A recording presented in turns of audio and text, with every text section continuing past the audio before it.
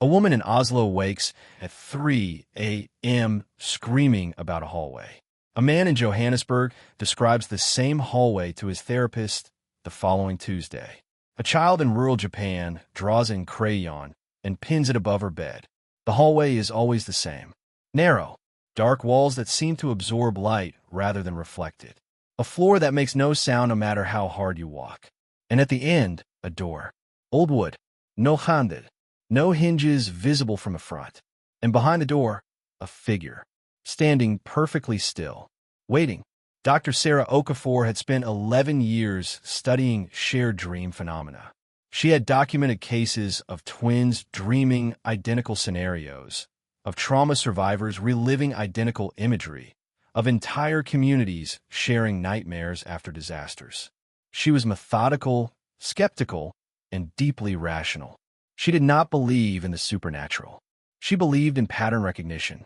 In September of last year, Sarah began receiving emails from strangers who had found her research papers online. Each email described the same dream. Each sender had never met the others. Each description was identical down to details that should have been impossible to share. The way the hallway seemed to extend slightly further each night. The way the figure behind the door never moved until the dreamer reached for the handle. Sarah created a spreadsheet, then a database. Within 3 months, she had documented 214 cases across 38 countries. Same hallway, same door, same figure. She named it the Corridor Study and began conducting video interviews. She asked each participant the same questions in the same order. She recorded everything.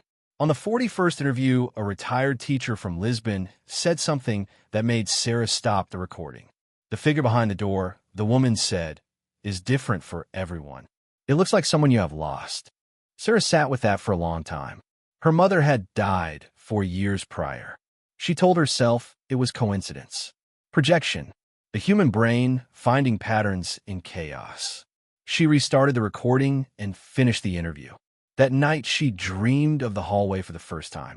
It was exactly as described. The dark walls, the silent floor, the door at the end with no handle and no hinges. She walked toward it the way you walk in dreams, without deciding to, without being able to stop.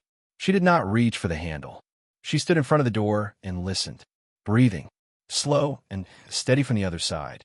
And then a voice, her mother's voice, unmistakably, saying her name once. Just once. Sarah woke at 3:14 a.m. She wrote everything down before it faded. She dreamed of the hallway every night for the following 6 weeks. Each night, it was slightly longer than the night before.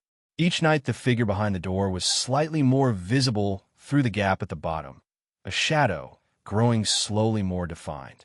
On the 43rd night, she reached for the handle. There wasn't one. There had never been one. But her hand found something cold and smooth in the wood where a handle should have been, and she turned it, and the door swung open, and she woke up. She sat in the dark for a long time. Then she opened her laptop and emailed all 214 participants the same question. Has the figure ever opened the door from the other side? She received 214 replies within 48 hours. 213 said no. One said, it opened the door the night I emailed you. Sarah stared at that reply for a long time. The timestamp showed it had been sent 4 minutes before she emailed the question. She has not slept since. It has been 9 days.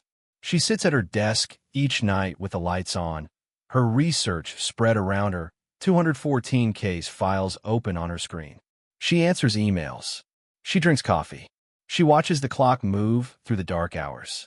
She does not close her eyes, because in the moments before sleep, in that thin space between waking and dreaming where you cannot control what you see, she can see the hallway. It is there every time now, waiting, and the door at the end is already open. If this story stayed with you, you know where to find us. Night Ward. New stories every week.